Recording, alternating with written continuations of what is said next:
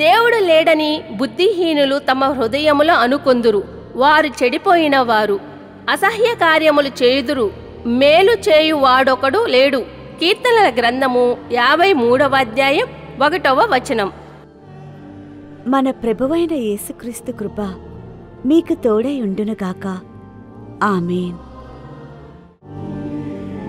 ప్రభువు నామమును బట్టి ప్రార్థన చేయువాడెవడో వాడు రక్షింపబడును. రోమియోలు 10వ అధ్యాయం 13వ వచనం. మన ప్రభువైన యేసుక్రీస్తు కృప మీకు తోడై ఉండునుగాక. ఆమేన్.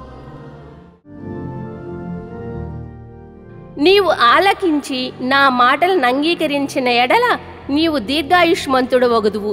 సామెతల గ్రంథము 4వ అధ్యాయం 10వ వచనం. మన ప్రభువైన యేసుక్రీస్తు కృప మీకు తోడై ఉండునుగాక. ఆమేన్. యెహోవా విశ్రాంతి దినమును ఆశీర్వదించి దాని పరిశుద్ధపరిచెను. నిర్గమకాండము 20వ అధ్యాయం 11వ వచనం. మన ప్రభువైన యేసుక్రీస్తు కృప మీకు తోడై ఉండునుగాక. ఆమేన్. నీవు ఆశీర్వాదము పొందుదువుగాక. శామూయేలు 26వ అధ్యాయం 25వ వచనం.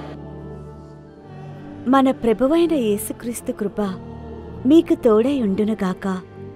ఆమేన్. ఓరకుండుడి, నేనే దేవుడునని తెలుసుకొనుడి. కీర్తనల గ్రంథము 46వ అధ్యాయం 10వ వచనం.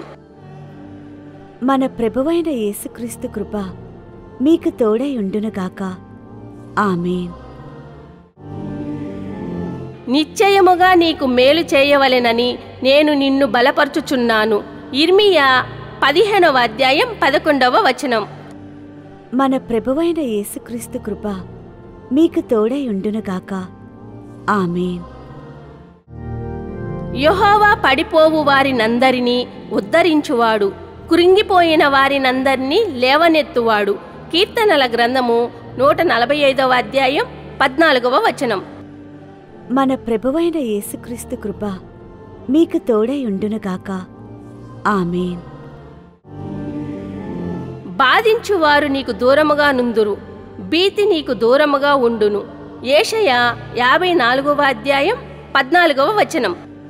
మన ప్రభువైన యేసుక్రీస్తు కృప మీకు తోడై ఉండునుగాక. ఆమేన్. నీవు నన్ను నమ్ముకొంటివి గనుక నిశ్చయముగా నేను నిన్ను తప్పించెదను. ఇర్మియా 39వ అధ్యాయం 18వ వచనం.